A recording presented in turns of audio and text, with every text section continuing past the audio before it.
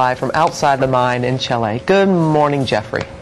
And good morning to you, Robin. It is day 69 for the miners trapped under that hillside behind me, but they're no longer counting days, they are counting hours. Take a close-up look. If you see that white wheel, that is the pulley system that will winch the men 2,041 feet to the surface. It's almost installed. The ride itself expected to take from 10 to 20 minutes. And as George just said, by the time we talk again at this hour tomorrow, at least some, if not many of those miners should be on the surface.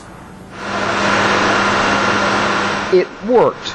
In its first test run down the drill shaft, the rescue capsule worked exactly as it was meant to. Officials stopped it just short of the chamber where the men had been trapped. The lasting meters are not that important, but we didn't send it down because we can risk that somebody could jump in. But in a matter of hours, they will be escorted in. Officials showed off the special clothing the men will wear for the ascent, shirts with their names embroidered, girdles, compression socks.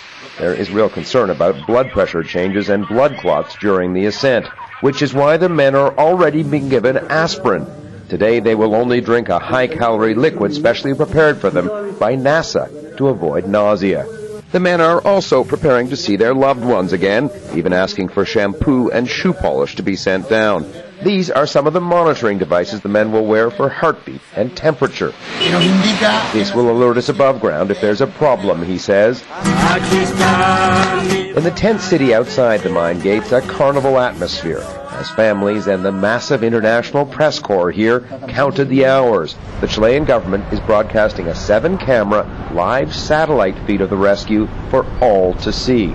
Officials have determined the order that the men will leave in. First out will be the 4 fittest to help guide rescue efforts should any glitches occur. Next, the 10 weakest and sickest. Then the rest. Last out is expected to be Luis Ursua, who was shift chief when the collapse occurred and remained the group leader throughout the ordeal. ¿Qué vas a decir a tu papá?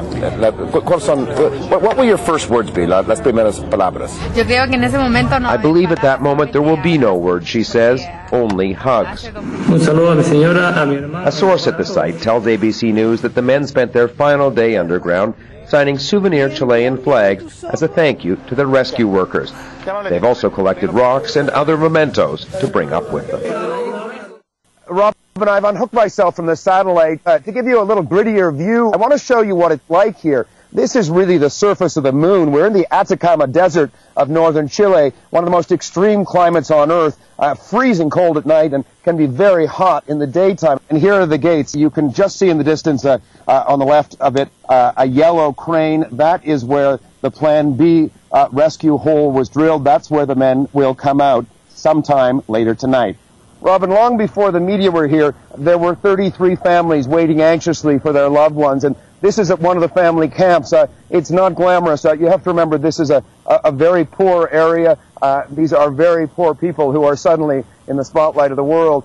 And you can see there's just a real sense of spirit and support that has grown here. Fuerza Mineros, the strength to the miners, it says. And let me show you finally this. These are the 33 men. Los estamos esperando. We're waiting for them. And these are the 33. And Robin, that's just a little tour of what it's like here at Camp Hope.